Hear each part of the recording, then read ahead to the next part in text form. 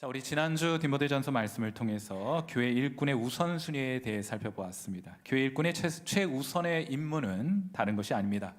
일하고 그런 거 아니에요. 가장 우선적으로 해야 될 것은 기도하는 것입니다. 기도는 우선순위의 문제입니다.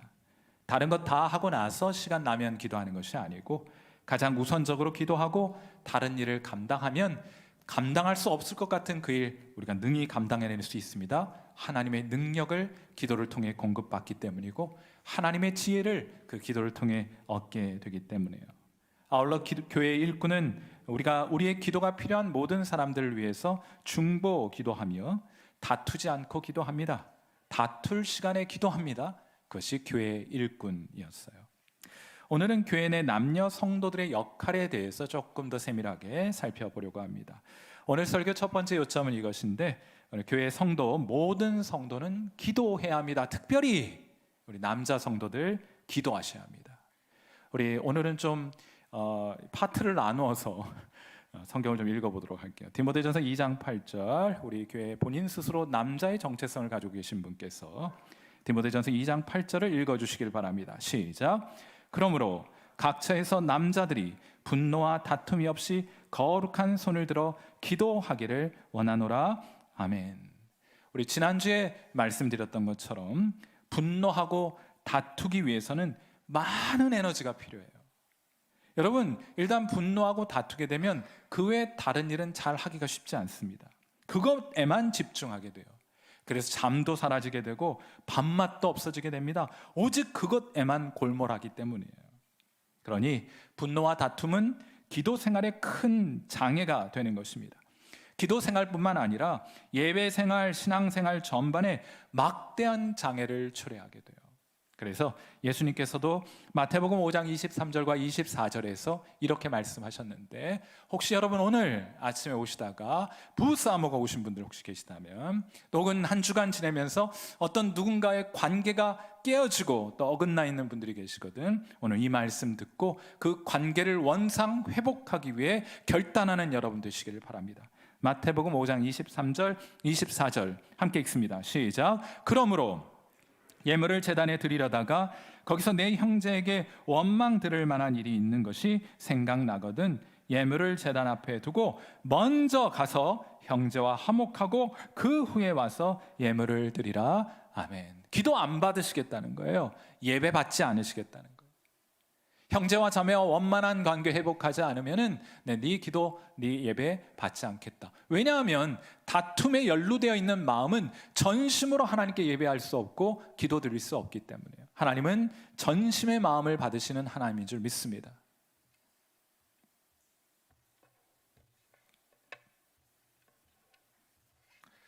근데 제 원고가 안 넘어가요.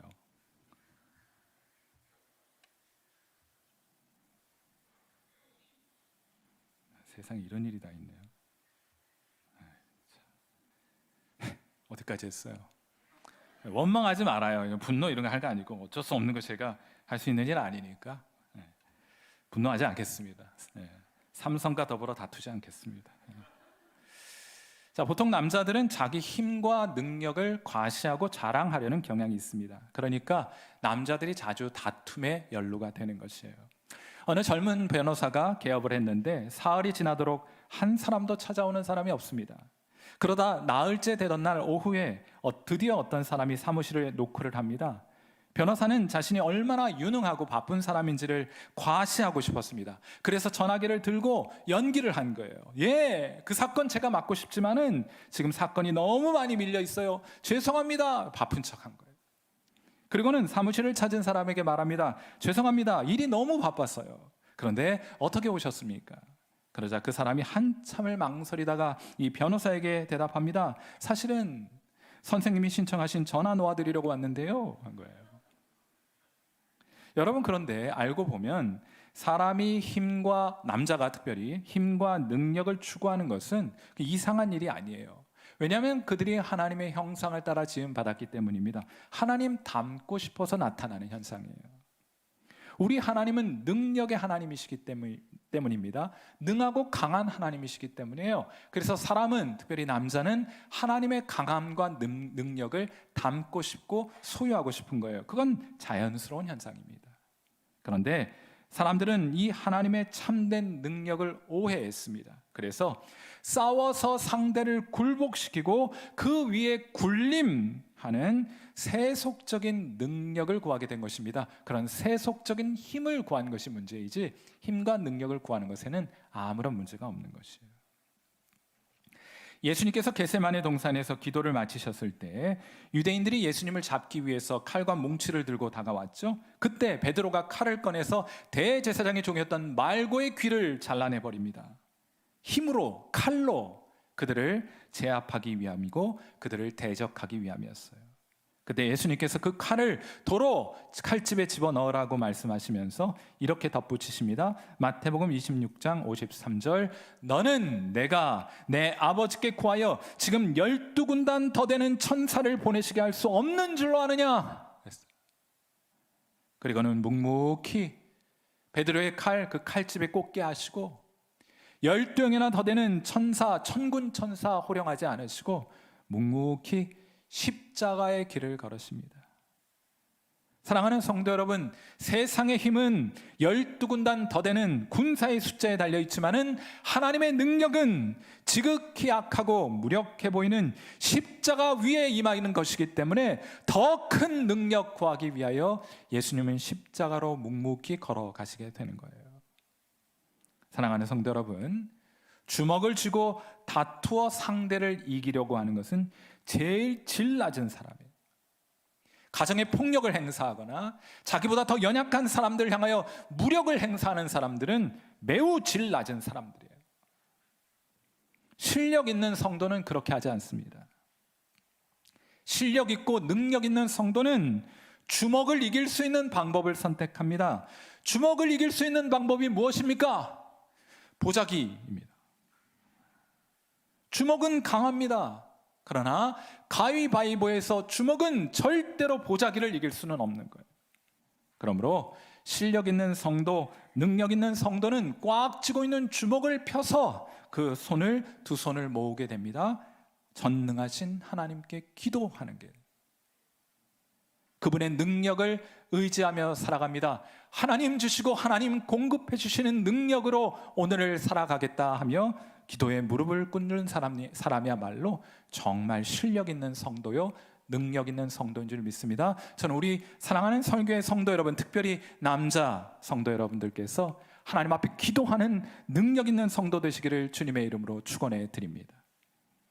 저 유명한 르네상스 시대의 화가 알브레이트 뒤러라는 화가가 있는데 어릴 적부터 천재적인 재능을 가지고 있었습니다. 근데 너무 가난해서 그림 공부를 제대로 하지 못했어요. 지금도 그렇지만 옛날에도 예술을 추구하며 살아가는 가난한 삶입니다. 많은 비용이 소모되는 일이에요. 그런데 이러한 사정을 잘 아는 친구 하나가 자기가 식당에서 열심히 일하여 번 돈으로 이 알브레이트 뒤러의 학비를 지원하기 시작했어요.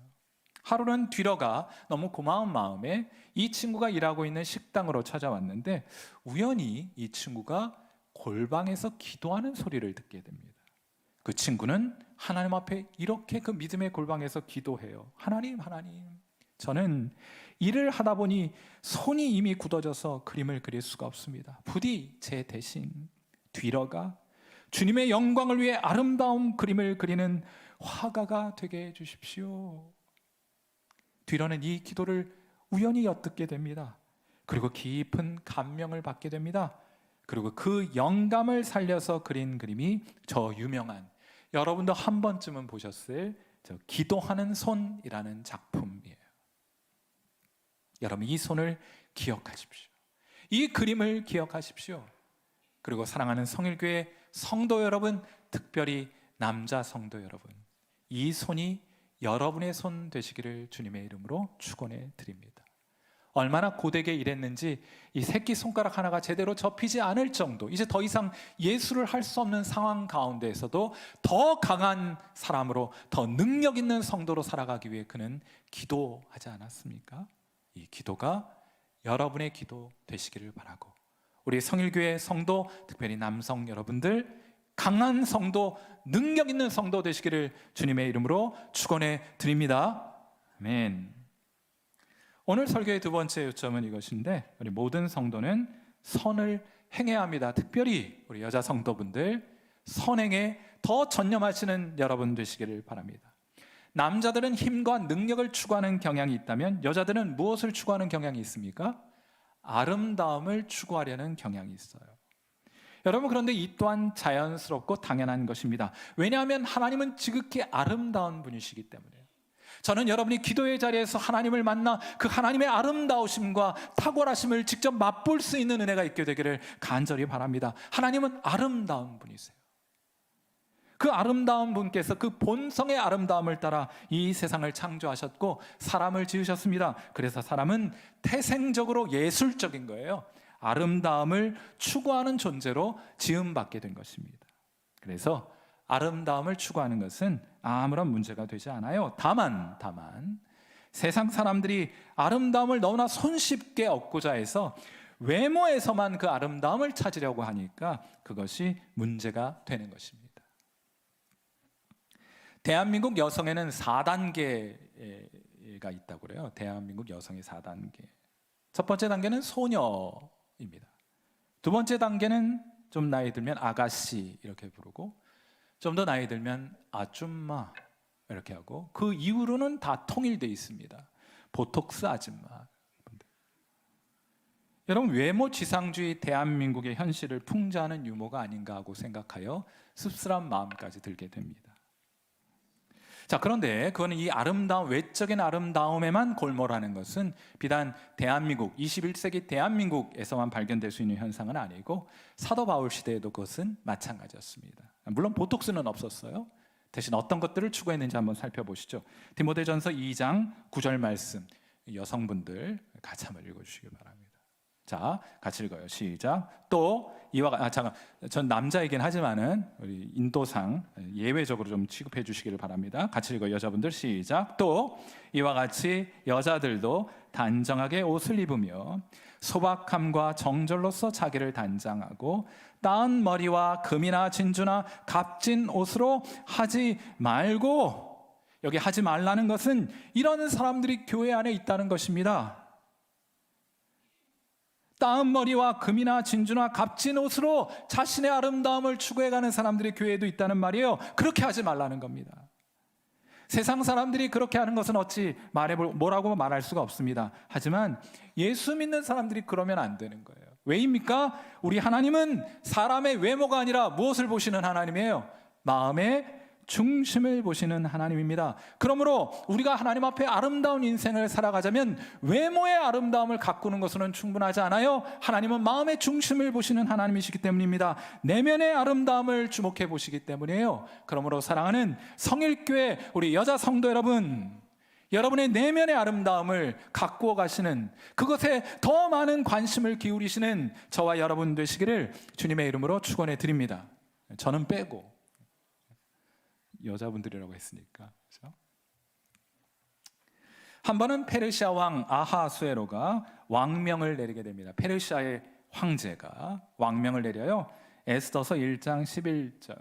왕후 와스디를 청하여 왕후의 관을 정죄하고 왕 앞으로 나오게 하여 그의 아리따움을 뭇백성과 지방관들에게 보이게 하라 하니 이는 왕후의 용모가 보기에 좋음이라 하였습니다. 도대체 얼마나 예뻤길래 왕이 온 세상과 고관 대작들 앞에 왕비의 외모를 자랑했을까? 혹시 이런 아내와 살고 계신 분들 한번 손 들어보세요. 아무도 안 계시네요. 여러분, 하필 이름도 와스디입니다. 와스디가 무슨 뜻인지 아세요? 와스디는 미인이라는 뜻이에요. 미인. 얼마나 이뻤길래 이름도 미인이에요. 아무튼 대단한 미인이었습니다. 그런데 마음은 외모만큼 곱지는 못했던 모양이에요. 그녀는 자신의 외모만 믿고 그만 왕을 무시하고 왕명을 거절했다가 폐위를 당하게 되고, 그리하여 페르시아의 왕비를 다시 뽑게 되는 일이 일어나게 됩니다. 이때 등장하는 사람이 누군가? 에스더예요. 와스디, 에스더. 성경은 언어 유희를 하고 있는 겁니다.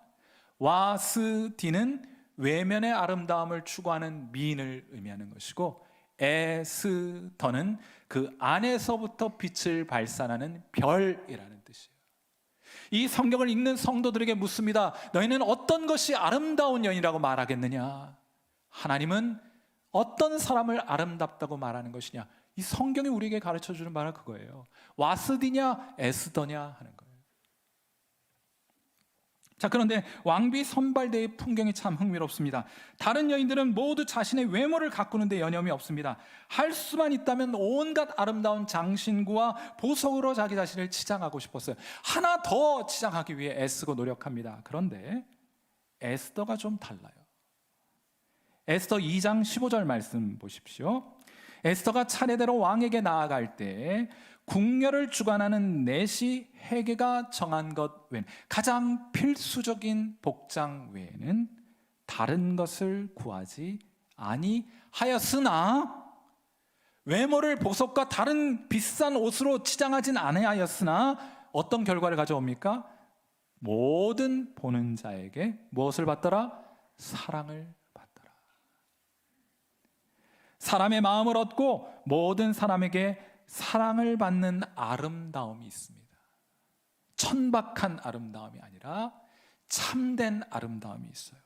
그건 내면에서부터 뿜어나오는 아름다움일 것이고, 그것은 신앙의 아름다움일 것이에요. 에스더서에서는 참 흥미롭게도, 여러분 오늘이라도 길지 않으니까 성경을 읽어보시면은 이 에스더서에는 하나님이라는 표현이 단 한 번도 등장하지 않아요. 자, 그렇다고 하나님이 계시지 않는 것인가? 그렇지는 않습니다. 에스더는 가는 곳마다 사람들에게 사랑을 받아요. 에스더는 가는 곳마다 사람들에게 은혜를 입습니다. 에스더는 가는 곳마다 사람들의 은총을 입게 돼요. 왜 그런 일이 나타나게 되는 것입니까? 하나님이 그녀와 함께하고 계셨기 때문이에요. 그녀가 하나님의 백성을 사랑하고 그들을 위해서라면 죽으면 죽으리라 하는 믿음으로 하나님 백성 사랑하는 아름다운 마음 가졌기에, 하나님은 언제나 에스더 가는 곳에 하나님도 함께 하고 계셨던 거예요. 이 아름다움의 중심을 에스더가 가지고 있었기 때문입니다. 자, 정확하게 같은 맥락에서 사도 바울이 오늘 본문 디모데전서 2장 10절에서 말하는 것입니다. 단장을 하긴 해야 돼요. 자, 그런데 오직 선행으로 하기를 원하노라. 이것이 하나님을 경외한다는 자들에게 마땅한 것이니라. 아멘. 성경에서 선이라는 것은 자기 안쪽으로부터 자기의 것을 바깥쪽에 누군가에게 주는 것을 뜻하는 거예요. 이 내면이 아름답지 않은 것은 선행을 흉내내는 것일 뿐이에요. 자, 그런데 제가 한 가지 주의사항을 드리겠습니다. 내면의 아름다움을 강조하다 보면 이런 사람들이 있어요. 자, 내면의 아름다움이 중요하고 하나님은 외모가 아니라 마음의 중심을 보시는 분이시니까 외모는 아무래도 상관이 없다 하는 분들이 계십니다. 근데 저는 신앙생활 할 때 여러분 몇 가지 경계해야 될 종류의 신앙 형태가 있는데, 그 중에 하나가 극단적인 사고를 하는 종류의 신앙을 여러분 경계하셔야 돼요.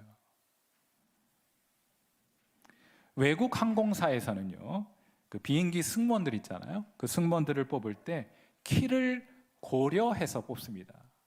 외국, 특히나 이제 제가 미국에서 공부하거나 외국에서 생활하면은 외모에 대한 자유함이 있어요. 그것에 대해서 별로 신경 쓰지 않습니다.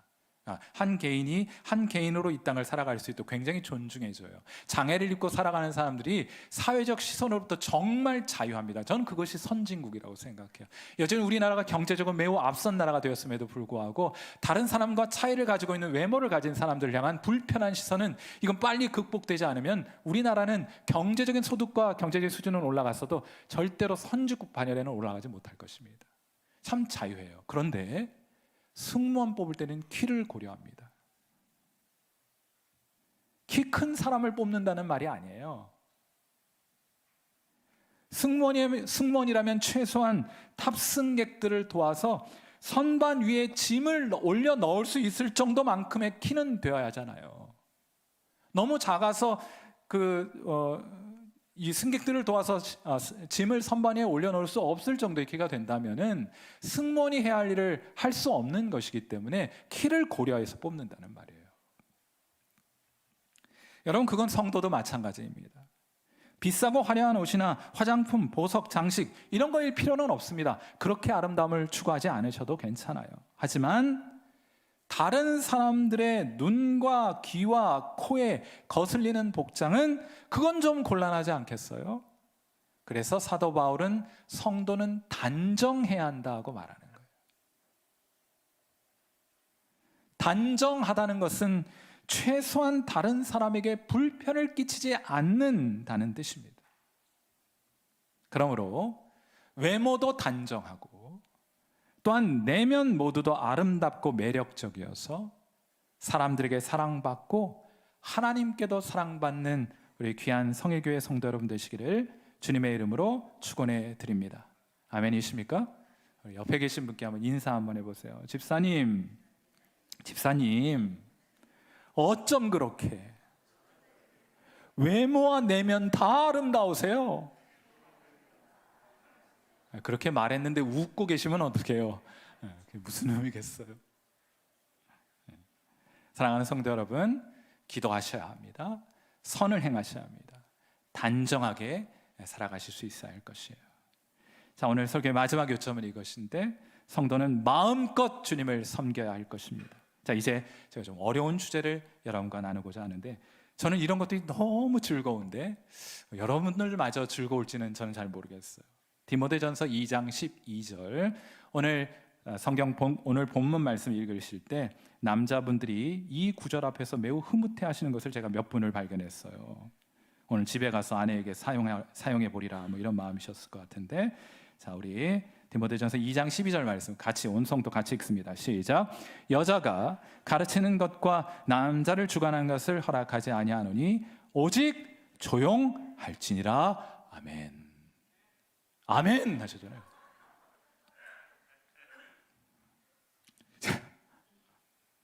간이 굉장히 크신 분이 한 분 계셔서. 자, 이 구절을 문자적으로 이해하면 여자들은 교회 안에서 가르치는 것은 물론이려니와 1절 말하면 안 돼요. 조용히 배우기만 해야 합니다. 그리고 실제로 그렇게 가르치는 교회들이 있습니다. 어느 신학교 교수님이 신학생과 대화를 하고 논쟁을 하다가 이 학생이 기적을 인정하지 않는 거예요. 그러니까 초자연적인 기적 현상을 인정하지 않으니까 이 신앙을 갖기가 좀 어려웠던 상황이었죠. 그때 이 신학교 교수님께서 한 가지 예를 듭니다.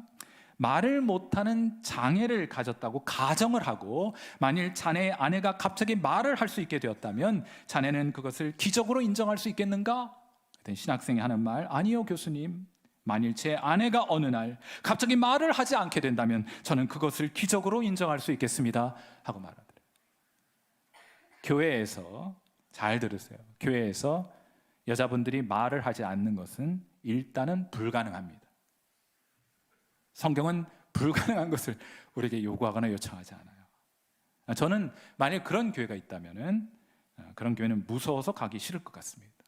여자분들이 하고만 다니면 굉장히 무서울 것 같아요. 사랑하는 우리 성일교회 여자 성도 여러분, 안심하십시오. 교회 오셔서 마음껏 유쾌하게 대화하시고 소통하게 되기를 바랍니다. 이러한 주장은 게다가 이거는 현상적으로도 자연스럽지 않고 불가능할 뿐만 아니고, 이러한 주장은 평소 사도 바울의 가르침과도 상충이 돼요. 디도서 2장 3절 말씀 보세요. 여기 늙은이라는 표현은 굉장히 존경이 담겨 있는 표현입니다. 자, 늙은 여자로는 이와 같이 행실이 거룩하며 모함하지 말며 많은 술의 종이 되지 아니하며 뭘 하라고 말해요? 선한 것을 어떻게 해요? 가르치는 자들이 되어야 한다 하는 거예요. 여러분, 그럼 이걸 어떻게 이해해야 하는가? 에베소 교회의 상황을 염두에 두고 사도 바울은 참 흥미롭게도 디모데전서 2장 후반부에 아담과 하와의 이야기를 소개하고 있습니다. 자, 잘 들어보세요. 먼저 하나님은 아담을 창조하십니다. 창세기 보시면 아담을 먼저 창조하시죠. 그리고 나서 선악과를 따먹지 말라는 하나님의 말씀을 아담에게 주십니다. 그리고 나서 하나님께서는 하와를 지으세요. 그런데 하와가 선악과를 따먹을 때 보니까 하나님께서 아담에게 전해주신 선악과의 계명을 잘 알고 있다는 사실을 알 수 있죠. 자, 그러니까 그것으로부터 우리가 무엇을 유추할 수 있는가 하면 아담이 하나님께로부터 받은 하나님의 말씀을 하와에게 전해 주었다는 그것을 오늘 표현으로 말하자면 가르쳐 주었다는 것을 암시하고 전제하는 것이에요. 최소한 에덴 동산에 있어서 말씀의 권위자는 아담이었습니다. 단지 그가 먼저 창조되었다는 이유로 말이에요. 자, 그런데 하와가 뱀의 간사한 게임에 넘어가 아담으로부터 배운 진리로부터 멀어지게 됩니다. 그리고 거기서 한 걸음 더 나아가서 아담을 설득하여 선악과를 따먹도록 하였어요. 그 결과 아담과 하와는 에덴 동산에서 쫓겨납니다. 하나님으로부터 저주와 재앙을 받게 돼요. 그런데 에덴 동산에서 아담과 하와를 쫓아내실 때 하나님은, 은혜와 자비에 풍성하신 우리 하나님은 아담과 하와에게 회복에 관한 약속을 허락해 주셨습니다. 제가 강대상에서 원복음이라고 강조해서 말씀드렸던 창세기 3장 15절이에요. 내가 너로 여자와 원수가 되게 하고 내 후손도 여자의 후손과 원수가 되게 하리니 여자의 후손은 내 머리를 상하게 할 것이요 너는 그의 발꿈치를 상하게 할 것이니라. 아멘. 먼 훗날 출산의 과정을 통하여 이 세상에 오시게 될 하나님의 아들 예수 그리스도를 약속해 주셨고, 그를 믿는 믿음으로 구원과 회복을 경험하게 될 것을 하나님께서 말씀해 주신 거예요. 자, 이 내용은 여러분 잘 알고 계실 텐데, 창세기에 소개된 이 사건은 에베소 교회의 상황을 해석하는 해석학적 프레임을 제공해 주는 거예요. 자, 먼저 본문의 남자는 도표 한번 올려주시겠어요? 오늘 디모데전서 2장에 등장하는 남자는 남편을 뜻하는 것이기보다는 교회 안에서 하나님의 말씀을 가르치는 말씀 사역자들, 말씀의 권위자들을 뜻하는 거예요. 그런데 에베소 교회의 어떤 일군의 여자들이, 얼마인지 누구인지는 잘 모릅니다. 그런데 그들이 다른 교훈에 빠지게 되었어요. 그리고 그것을 들고 나타나 교회 안에서 가르치기를 원했고, 더 나아가서 교회를 주관하고자 했습니다. 이 말씀 사역자들을 설득하여 온 교회의 그 말씀, 잘못된 교훈을 사도들로부터 그들에게 전해진 바른 교훈이 아니라 다른 종류의 교훈을 교회 안에 전파하고자 했던 것이에요. 그 결과가 너무나 뻔하기 때문에 사도 바울은 그걸 잘 알잖아요. 창세기 그 결과 아담과 하와는 큰 재앙과 저주를 받게 되지 않습니까? 에덴 동산에서 쫓겨나게 되지 않아요? 그 비극적인 결과, 그 파괴적인 결과를 사도 바울 잘 알고 있었기 때문에 이들이 교회 안에서 말하는 것을 허용하지 않고 그들을 향하여 완곡하게 조용히 다시 배우라 하고 권면하고 있는 것입니다. 아울러 회복, 해산을 통한 구원에 대한 처방이 담겨 있어요. 이 여인들은 해산을 통하여 구원을 얻게 된다는 표현이 있는데, 여러분 무슨 애 낳는다고 구원받는다는 교리가 어디 있습니까? 우리 예수 믿고 구원받잖아요. 그러니까 이 해산을 통한 구원에 대한 이야기를 어떻게 설명해야 될지 모르는 거예요. 그런데 창세기의 프레임에 놓고 이해를 하면은, 예수 믿는 믿음으로 구원받는 것이고, 이들이 다른 교훈을 가르치고 있지만은 여전히 이들에게 회복의 기회가 있다. 그러니 배우고 예수 잘 믿고 사도들이 전해준 바른 교훈을 붙들게 될 때 너희도 구원받고 회복될 수 있다는 메시지를 전해주고 있는 것이에요. 사실 교회사를 보면 노예제도가 상당 기간 예수 믿는 사람들에 의해서도 부당하게 지지를 받았던 시절이 있었습니다. 상당 기간 동안 예수 믿는 사람들이. 그런데 아직까지도 여자 성도들의 교회 활동을 제약하는 잘못된 이해가 교회에는 만연해 있습니다. 그리고 이런 잘못된 이해를 지지하는 것으로 알려진 몇몇 성경 구절들, 특히나 대표적으로 오늘 본문은 여성의 교회 활동에 굴레를 씌우기에 오랫동안 남자들에 의해서 사용되어 왔던 것도 사실이에요. 자, 이제 성경에 대한 건강한 해석과 이해에 기초하여 이러한 편협한 성경에 대한 이해는 이제 극복될 때가 되었습니다. 이 일에 있어서 먼저는 우리 시대 아담들이 앞장서야 할 것입니다. 우리 여자 성도분들께서 교회 안에서 마음껏 주님을 섬기는데 장애가 되는 것들이 있다면 아담들이 앞장서서 그 장애물들을 제거해 내셔야 할 거예요. 자, 그럼에도 불구하고 다시 한번 극단적인 주장을 경계해야 한다고 말씀을 드렸습니다. 성경은 여전히 창조의 질서로서의 남성과 여성의 차이를 명확하게 인정하고 아내를 향해서는 한결같이 순종하라고 명령하고 있다는 사실을 기억하셔야 돼요. 물론 순종이라는 것이 아무런 의지도 없이 그저 남편이 시키는 대로 해야 된다, 그런 뜻 아닌 건 여러분 잘 아시죠? 그런 유치한 성경에 대한 이해 여러분 가지고 계시지 않는 건 가지고 계시지는 않잖아요. 자, 그러므로 이 순종이라는 것이 가정 안에서 그리고 교회 안에서 우리 여자분들에게 어떤 의미를 갖는 것인지, 그 현대적인 의미가 무엇인지는 우리가 찾아야 합니다. 발견해야 합니다. 그 뜻을 발견하고 그 뜻에 순종하셔야 될 것이에요. 이 일을 구체적으로 적용하는 것은 우리 교회의 하와들이 하셔야 될 일일 것입니다. 결론적으로 다 이제 앞에 이야기 좀 복잡하고 어려운 이야기, 저만 즐거운 이야기 그만두고 결론적으로 우리 성일교회 우리 여인들, 우리 성일교회 여자 성도 여러분들, 일어나십시오. 일어나지 마시고 그리고 마음껏 주님을 섬기시는 여러분 되시기를 주님의 이름으로 축원해 드립니다. 함께 기도하겠습니다. 자, 우리 반주 들으시면서 함께 기도하실 텐데, 오늘 이 자리에 오실 때 불편한 마음 가지고 오신 분들 계시죠? 누구를 향해 분노했고요, 다투고 있는 그런 문제와 마음이 있다면은 신앙을 위해서 내려놓으셔야 돼요. 그 마음 품고는 하나님 기도 안 받으십니다. 여러분 예배 받지 않으세요.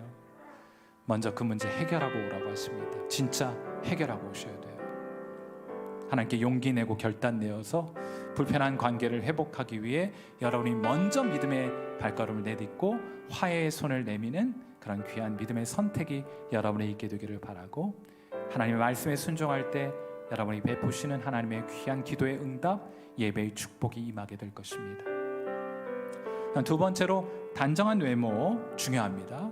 다른 사람을 불편하게 하는 일이 있어서는 곤란하겠죠. 깊은 내면의 아름다움을 추구하여 선행이 더욱더 많아 그 선행으로 여러분의 아름다움을 치장하는, 드러내는 그런 에스더와 같은 삶을 살아가도록 그렇게 결단하고 기도해 주시기를 바라고, 우리 마지막으로 우리 성일교회가 특별히 우리 여자 성도분들께서 무엇보다 진리로 무장이 되어서 활기차게, 우리 교회에 오면은 우리 여자 성도분들 너무너무 행복한 교회, 마음껏 주님을 섬기는 교회, 감격하여 주님 앞에 눈물을 뿌릴 수 있는 교회, 기쁨의 탄성을 바라며 신나게 주님을 섬기는 교회가 될 수 있도록 우리 이 시간 함께 성일교회를 위해서 기도하는 시간, 여러분들의 아내를 위해서 기도하는 시간 갖도록 합니다. 기도하겠습니다.